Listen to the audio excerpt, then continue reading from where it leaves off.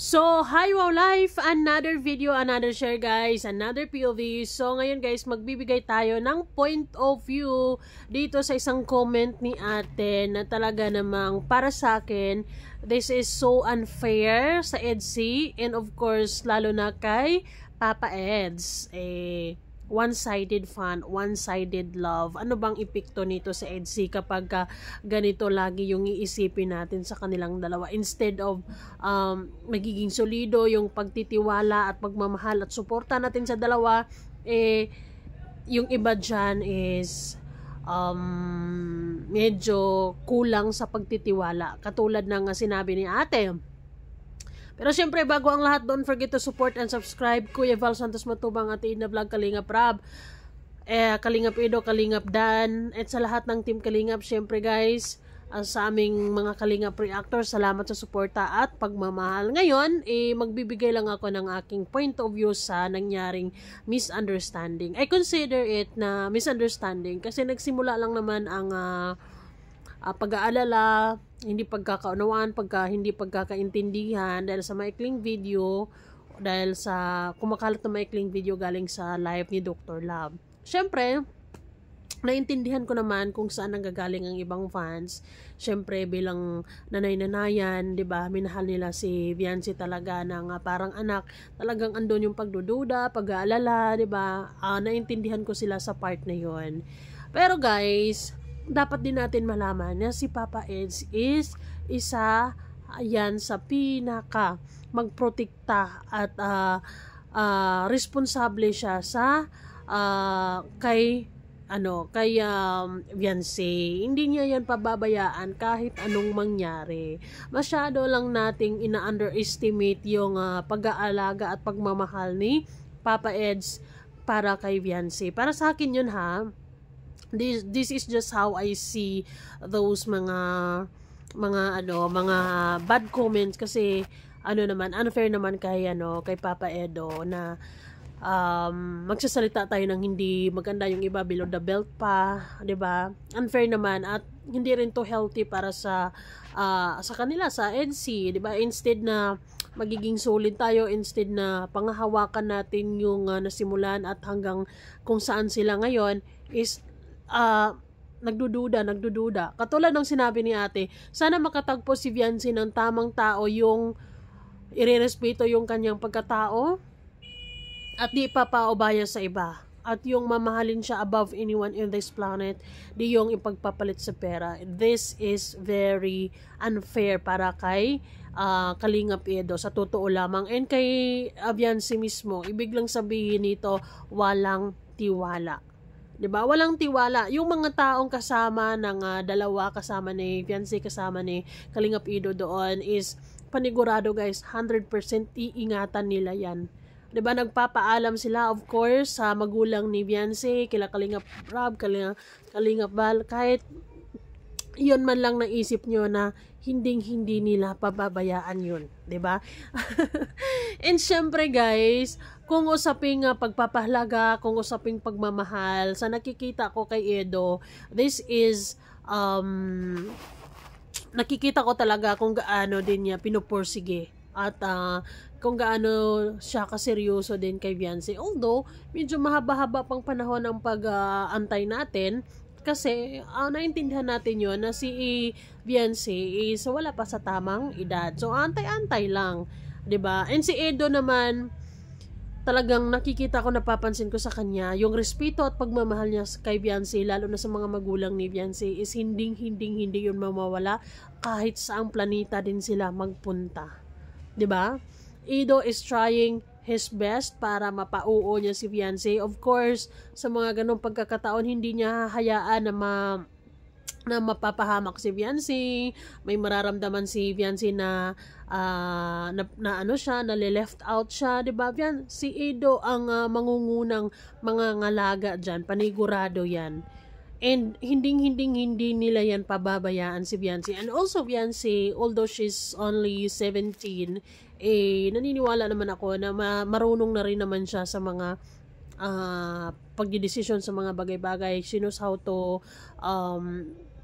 diba, take good care of herself to. Hindi naman siya yung talagang parang 1-year-old na alagain talaga, diba? So, kailangan lang nating maging balanse sa dalawa para maging matured sila, parang, diba, parang mag-grow pa sila together. Kasi kung lagi nating iisipin, si Ido ganito, si Ido ganito, si Ido ganito, ganyan, pinagpapalit sa ganito, pinagpapalit sa ganyan, ang sakit yon para kay Ido. Diba?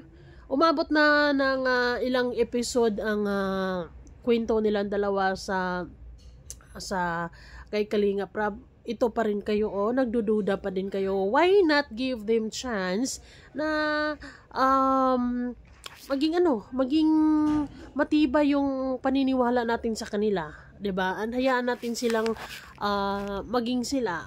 Hindi tayo magiging demanding kasi alam na nila yung ginagawa nila, guys. Ang lalo na si Kalingap Ido, hindi niya yan hahayaang mapano or mapahamak si Beyonce or 'di ba? Lalo na sa lugar kung saan ay talagang wala yung mga magulang ni Beyonce. So yung responsibility ni Ido diyan is doble yung pag-iingat, doble yung pag-aalaga niya, of course, kay Beyonce. Di ba?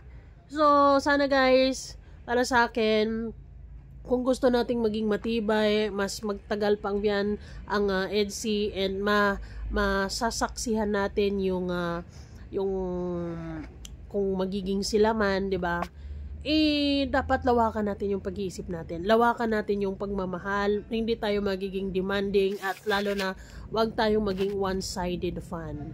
Pero, pwede naman maging one-sided fan kasi lahat naman na tayo is meron talagang bias. Pero naman, wag naman yung sobra yung below the belt, sobra yung dinadown yung pagkatao ni Edo, sobra yung tipong wala na kayong believe kay Ido. Parang ang pangit naman yun. It's unfair kasi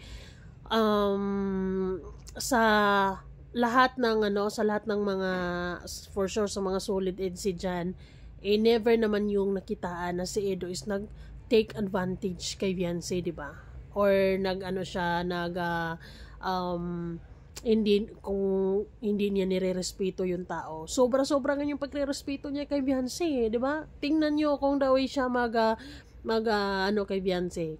Ngiti lang, di ba? Never siyang nag-take advantage, never naging touchy or kung ano man. Talagang si Edo is talagang, 'di ba, every time na paglalabas sila, pinapaalam niya si Beyonce sa mama. Tapos sabi niya, ako na bahala nito, alagaan ko to, ganito, ganyan. And doon pa lang magtiwala na tayo doon. 'Di ba? 'Yun nga yung sinasabi niya na dyan lang naman sila, magba-vlog lang, 'di ba? And then how much more pagka pumupunta sa isang lugar. Talagang double, triple yung pag-iingat at pagpapahalaga niya kay Beyonce kasi mahal niya ito, 'di ba? So, wag tayong mag-aalala sa bagay na 'yon kasi hindi na natin 'yun kailangan pang alalahanin kasi si Edo nasa tamang edad na 'yan. Alam na niya ang dapat at hindi dapat. So, kalma. Ikalmahan lang natin. And nakakatuwa naman si Beyonce sa part na kasi nababas talaga yung sponsor si Ate Gina ng bonggang-bongga, 'di ba? Sobra talaga. Naintindihan ko naman yung mga nag-alala. Pero sobra-sobra din yung natanggap ng pambabash kay Ate Gina. And then para mawala 'yon, para maibsan yung inis, nagti-TikTok silang dalawa. And sinabi niya, wag nang magalit, ganito ganyan, love na, ganito ganyan. Kasi for sure wala namang nangyaring masama kay Beyonce. Okay lang naman si Beyonce. Tayo lang napapasama lang 'yon kasi masyado lang tayong nag-iisip ng negatibo, masyado lang tayong advance mag-isip pero negatibo. Kaya nabubuo yung mga negatibong iniisip natin na ganito ganyan. Pero let's trust them and panghawakan natin yung pagmamahal ni Kalingap Ido or ni Papa Eds para kay Beyonce. 'Di ba? Dito masusukat kung gaano niya kamahal talaga si Beyonce kasi ang tunay na nagmamahal is mag-aantay talaga 'yan. And let's wait for the right time kung kailan talaga tuluyang mag-yes si Beyonce since bata pa din naman siya, 'di ba? So, love and kalmahan niyo na lang. Ingat guys, salamat.